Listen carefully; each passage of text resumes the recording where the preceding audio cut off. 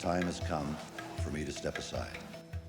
There's no easy way or ideal time to leave. I've been at the heart of the government, including being Prime Minister in a very challenging time. But the decision about the future of our government will be made by Canadians. 1957 ended an era in Canadian political history. On June the 10th, the Liberal Party, headed by Louis Saint Laurent, went down to defeat at the hands of the Progressive Conservatives. The Liberals and Mr. Saint Laurent had campaigned on the basis of the party's record. The approach didn't appeal to the majority of the Canadian electorate. The new head of the Progressive Conservative Party, John Diefenbaker, made a series of definite election promises in addresses across the country. And when the votes were counted on the night of June 10th, the Conservatives were found to have taken 111 seats against 103 for the Liberals. The Liberals were out. John Diefenbaker's Conservatives were in. The June the 10th vote was a record one, and for the first time in a national election, Canadians not only heard the results, but saw the candidates themselves in their statements of victory or defeat. Television had become an important part of the Canadian political scene. On June the 17th, Prime Minister Louis Saint Laurent went to Government House and tendered his resignation to the Governor-General. The formalities of a request to the Progressive Conservatives to form a government went on from that point. The Governor-General summoned John Diefenbaker to Government House. Mr. Diefenbaker accepted the request, and a new political era had started. I saw His Excellency the Governor-General, informed him as to the results of the election, gave him my resignation, effective on Monday next at the hour of 12 o'clock noon. He will proceed to provide an opportunity for my successor to take office. I still haven't gotten over the shock yet of seeing John Diefenbaker's departure, if you will, from the Conservative Party of Canada. Mr. Pearson has resigned formally only as leader of the Liberal Party. Under the Constitution, which takes no notice of such things as parties, he remains Prime Minister. He says he'll carry on until the party can choose a successor. That could be 3 or 4 months. Time yet to carry out at least some of the program before the House.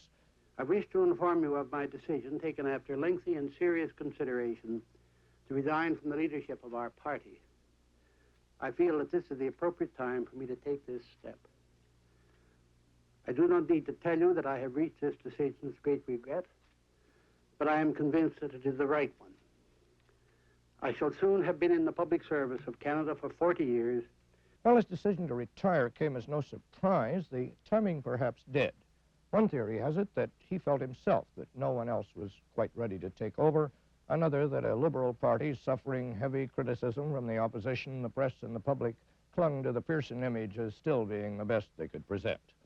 Well, whatever the merits of those speculations, Mr. Pearson has specifically declined to put his hand on any particular shoulder. There is no predetermined successor. And the Liberals cheered. Their own effort in Quebec had gone well, but then came results from Ontario, and it quickly became clear their efforts in Quebec could not move a nation. The recorded campaign song came to an end, and nobody started it up again. That's the electoral process, and you have to respect the public and their perception of the two parties. The announcement, when it came, was sudden. Shortly after 11 this morning, Trudeau had just told the Liberal caucus. Now he made it public.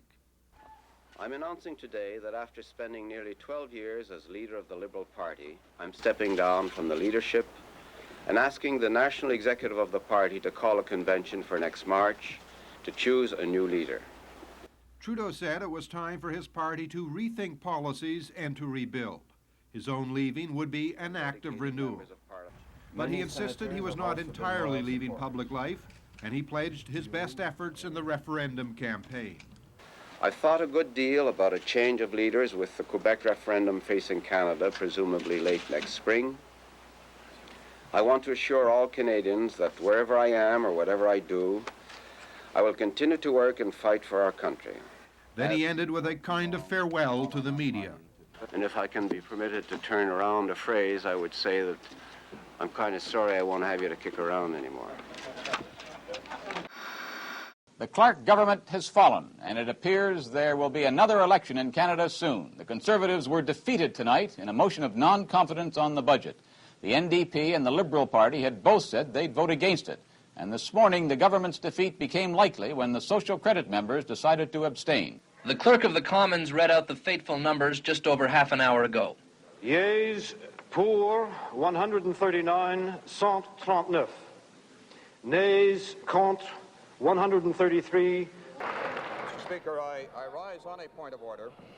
The government has lost a vote on a matter which we have no alternative but to regard as a question of confidence, and I simply want to advise the House that I will be seeing His Excellency the Governor General tomorrow morning.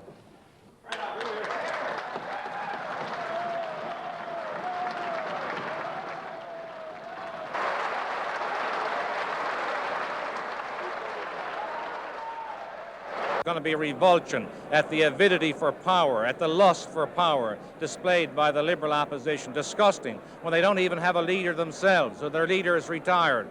He's gone, that they're causing another election. The people of Canada are going to rise up against this and put an end to these years of Liberal arrogance and dominance in this country. I think a lot of people don't like elections at any time. They're like politicians, but I think the people of Canada realize that Joe Clark just doesn't have the ability and credibility. I think that the fact of the matter was, if this had been a government which was prepared to listen to the Canadian people, if we'd had a minority government that was prepared to listen, I think we would have had a very different situation. Prime Minister Trudeau walked into his office early this morning, gathered his staff together, and broke the news. After 16 years as leader of the Liberal Party, he's going to give someone else a chance. This simple one-page letter was delivered by hand to Iona Campanola, President of the Liberal Party of Canada, just after 10 o'clock this morning. It read, Dear Iona, I wish to inform you of my decision to resign from the leadership of the Liberal Party. The letter was signed Pierre E. Trudeau. When the news first broke, reporters rushed to Trudeau's office door. The question that greeted him was not simply why, but why today? Had a good day yesterday and worked on Aboriginal rights, and it seemed like a good day to have a last day. Trudeau added on his way into his office that he'd made the decision after taking a solitary walk last night during the capital's biggest snowstorm of the year. This afternoon, party president Iona Campanola called a news conference to say that the party executive will meet this weekend to pick a date for a leadership convention. It will probably be in June. Campanola said Trudeau phoned her this morning before sending over his resignation letter, and at the time, a thought struck her. I felt it was a very historic moment and a very historic time for Canada. Then, as he left his office this evening, Trudeau ran down the sequence of last night's events that led to his decision to quit now. I went to judo with my boys. And, a very good judo lesson because nobody was there because of the storm, so we had to teach it all to ourselves. And I went home, discussed with the boys, put them to bed, walked till midnight in the storm. Interesting, eh? And then I went home and took a sauna for even an hour and a half. It was all clear. I was going to leave, but I went to sleep just in case I'd change my mind overnight, and I didn't. I woke up. It was great. I use the old cliche, this is the first day of the rest of my life. Here we are. Trudeau first attracted national attention as a sort of philosopher-politician. It seems he wants to leave the same way. He said as he walked through the storm last night, he looked for signs of destiny in the sky. There were none, just snowflakes. So he listened to his heart, and his heart, it appears, told him it was time to go. Behind that crush of cameras, you see him there, John Turner, smiling on a night that has to be very tough for him to take, the kind of defeat the Liberals have gone down to. The nation is sitting on the edge of its seat, in a way, tonight, to hear just what John Turner has to say. May I congratulate Mr. Mulroney and the Progressive Conservative Party on their on their very and absolutely convincing victory. I want to assure Mr. Mulroney, as I already have personally on the telephone, assure him that he will have my full cooperation in arranging an orderly and speedy transition of government. The people of Canada, from coast to coast, have spoken, and the people are always right. what has happened in the past 8 weeks, a time when this man took over the Prime Minister's job, took over the leadership of the Liberal Party, a time when the surveys indicated, the polls indicated that in fact John Turner could take the country, could win election as Prime Minister. He made the fast decision to run. With a summer campaign, it did not go well, obviously. Look at the numbers we've seen already tonight, 211 Tories, only 40 Liberals. But he did make the decision. He was the man who we had all been told was so cautious, would not make up his mind quickly on certain things. He made up his mind quickly on a summer campaign. It backfired badly for him. The speculation was fueled by a steady stream of aides and allies to 24 Sussex Drive this morning and last night. Later, the Prime Minister went to Parliament Hill with his wife and 2 of his children to end the speculation. After almost 10 years as party leader and 8.5 as Prime Minister, the time has come for me to step aside. I've done my very best for my country and my party, and I look forward to the enthusiasm and renewal that only new leadership brings. From free trade and NAFTA and tax reform and the GST and privatizations and deficit reduction and fighting inflation and lowering interest rates, we have made the decisions that are now strengthening Canada's competitive position. He's put us in a lot of hardship and hard times with free trade and stuff, so it's good. On this historic day, his political adversaries weren't particularly charitable. Here's a Prime Minister that is going to leave a country with the highest number of unemployed ever, the record number of bankruptcies, personal and business, and the highest debt ever, having brought in a GST and a bad trade deal. Well, that's the record that one gets judged on. Perhaps predictably, Mulroney's decision moved his fellow Conservatives the most. I think in time the country will see that his departure is also going to be a great loss to the country. Thank you very much. Mulroney intends to stay on as Prime Minister and Conservative leader until his successor is chosen. That's expected around mid-June. Today is a time to move on, for me and for our party. Many saw her as the future of the Conservative Party 6 months ago to the day. Campbell! Her star rose quickly, making history as Canada's first female Prime Minister. But that star crashed just as quickly, making history again with the Conservatives' worst ever election defeat. At this party fundraiser last month, Campbell implied she'd be leading the party longer than many expected. Sources say that speech sparked some senior Tories to turn up the pressure for her to step down sooner than later. One of them was at her side at today's news conference, party president and former BC MP Jerry St. Germain. But Campbell would give no reasons for why now, just the bottom line. I believe that this is the right decision both for me and for my party.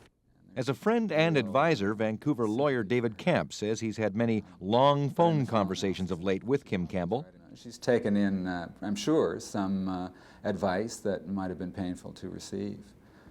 But, this is not a person who does things under pressure. And now all eyes turn to Jean Charest. By this time tomorrow, the party's executive is expected to have named Campbell's leadership rival to the top job. It really falls squarely on their shoulders to determine what they want to see happen, and we'll wait and see what they decide. The Prime Minister met his MPs, and within minutes of the cameras leaving, he delivered the news. The same news he later read to reporters. I will not run again. I will fulfill my mandate, focus entirely on governing from now until February 2004, at which time my work will be done and at which time my successor will be chosen. Chrétien says he has been troubled by the fighting in his party and he had to put a stop to it. I have reflected on the best way to bring back unity, to end the fighting, to resume interrupted friendships. I have thought about how much time it will take to finish the jobs we were elected to do, to complete the agenda for governing which I set out last night. As advisors looked on, Chrétien thanked the party, which he calls his family. At the age of 70, I will look back with great satisfaction as I take my rest with Aline, secure in the knowledge that the future of Canada is unlimited. Cabinet ministers said the Prime Minister had always promised he'd do what is best for the party. I think the Prime Minister took the step that he did because he felt that it was important to bring healing in the party, and I think it's a responsibility for all of us now to try to bring that about, not just for the good of the Liberal Party, but because we're the government. 18 more months to do that. The Prime Minister will continue to govern for 18 months. It's up to the party to decide when to call a leadership contest to replace him. It was, of course, on the slipperiest, slushiest, iciest day of the season in Ottawa that a winter election suddenly became a reality. Inside the House of Commons, history was being made. Just 17 months into Paul Martin's first elected government, the end came quickly. That this House has lost confidence in the government. The voting date will be announced tomorrow, but it's expected to be January 23rd, allowing candidates to break for the holidays. Martin, the 21st Prime Minister of Canada, and one assumes that this result tonight sends him from the Prime Minister's chair to the Opposition Leader's chair. He will remain Prime Minister for at least another week, Hugh Segal suggesting perhaps another 2 weeks, while the transition takes place of power from the Liberals to the Conservatives. Been in power for just a little over 2 years since he took the reins of the Liberal Party from Jean Chrétien. Wins election in 2004 in a minority position, and tonight winds up with 103 seats to the Conservatives' 125. I've just telephoned Stephen Harper and I've offered him my congratulations. The people of Canada have chosen him to lead a minority government. I wish him the best. We differ on many things, but we all share a belief in the potential and the promise of Canada and the desire of our country to succeed. Just hours after defeat, the Conservative Party is promising a review to figure out what went so wrong. There are plenty of suggestions, but Stephen Harper is putting the blame in just one place. The disappointment you also feel is my responsibility and mine alone. Harper has asked the party to find an interim leader and start a leadership race. But know this for certain, when the next time comes, this party will offer Canadians a strong and clear alternative based on our Conservative values. As he walks away from the party, he does it knowing he defined those Conservative values. Whatever happens next will inevitably be a shift, with numerous opinions about just what change should mean for this party. So last night over dinner, I told my kids about the decision that I'm sharing with you today. I intend to resign as party leader, as Prime Minister, after the party selects its next leader. This country deserves a real choice in the next election, and it has become clear to me that if I'm having to fight internal battles, I cannot be the best option in that election. The Prime Minister repeatedly described himself as a fighter, but staying on as leader is not a fight he could win.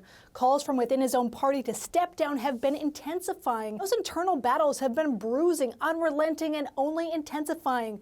After last month's stunning resignation of his top cabinet minister, Chrystia Freeland, Trudeau's Atlantic, Ontario, and Quebec caucuses, they all warned he's lost most of their support. Trudeau also says the House has been paralyzed and unproductive over the past few months, and said it's time for a reset to bring the temperature down. Prime Minister asked the Governor-General to prorogue Parliament until March 24th, and she's granted that request. Now, that buys the Liberals some time, but not a lot, just 77 days to launch a condensed leadership race to replace Trudeau. Now, as for the opposition, they're continuing to vow to vote non-confidence and bring down the government as soon as possible when the House returns in March.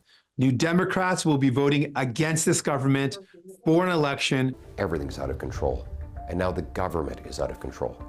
This cannot go on. The Liberals hope Trudeau's departure changes everything. Polls have suggested the Liberals under Trudeau could have been headed towards not just defeat, but decimation in the next election. And MPs want this move to rescue their party ahead of what could now be an election campaign as early as this spring. It's time for change. I'm not really surprised. It makes me nervous to see what could come next. So I'm not sure, but eager to see.